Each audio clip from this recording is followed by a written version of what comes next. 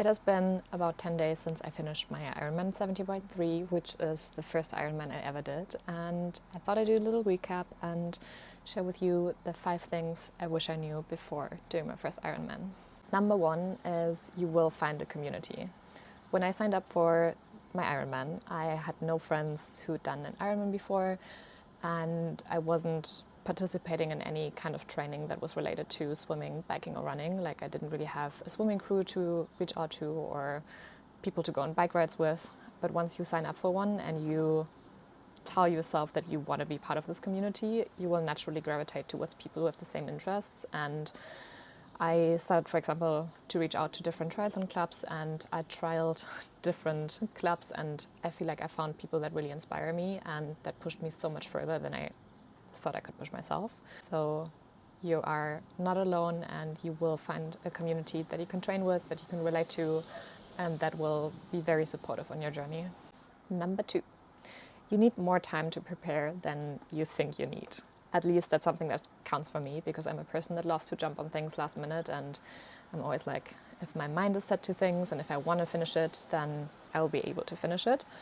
But it makes such a difference if you have the time to prepare not only the conditioning side of this whole race, but also to be able to train your joints, to train your muscles accurately, get your ligaments and tendons and your mitochondria going, and your body just needs time to adapt to this kind of volume of training. When I signed up for my first marathon, it was 3 months out, and I wasn't a runner before, and I finished it and I was injury-free, but I wasn't enjoying the race at all. And with the Ironman, I gave myself so much more time to train and to prepare, and I actually had the best time while racing. Like I was in such a happy mood, and I could feel that my body is actually ready to take this kind of volume. And I think there's nothing more beautiful than the feeling of knowing you prepared for something accurately, and now you can just pick the fruits that you grew and enjoy the whole process of it. So I can highly recommend to spend more time training than you think you need and give your body time to adapt. Number 3 would be, don't neglect the nutrition training. Having a proper nutrition strategy set up for your race day, which is probably like a 6-hour effort, is a key to feeling good the entire race. And again, when I did my first marathon, I was like, oh, I don't need to train to eat sugar. Like I can just eat it while racing. I don't have to take it in while training. And then I essentially collapsed during the marathon and was like, wow, I feel really bad. My stomach hurts. Like I don't feel in a good space, because I just wasn't used to taking gels every 20 minutes. And my body was like, what are you doing? So training nutrition strategies and adding them into your training routine definitely helped me a lot. Number 4 is prepare for the mental aspect. I feel like in many sports, the emphasis from the outside is always put on the physical aspect of the sport and of the race day.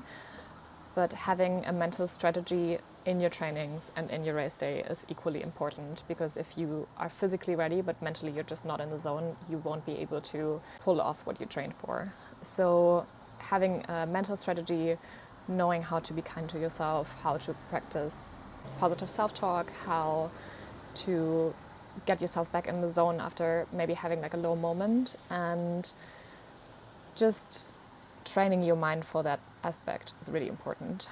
So I personally tried to study a lot about the mental strategies. I meditated way more than I would usually do.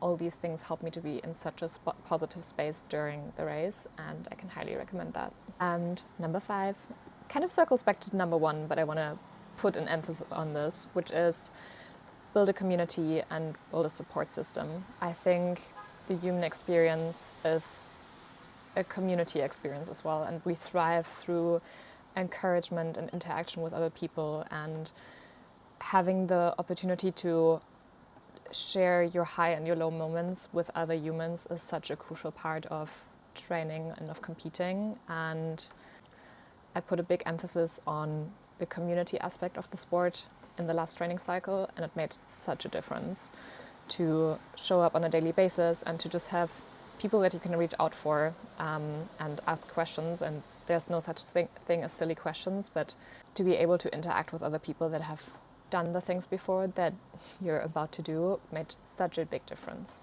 And that's it. Maybe I inspired someone to sign up for the next Ironman. I will certainly do so. And yeah, I hope you liked it.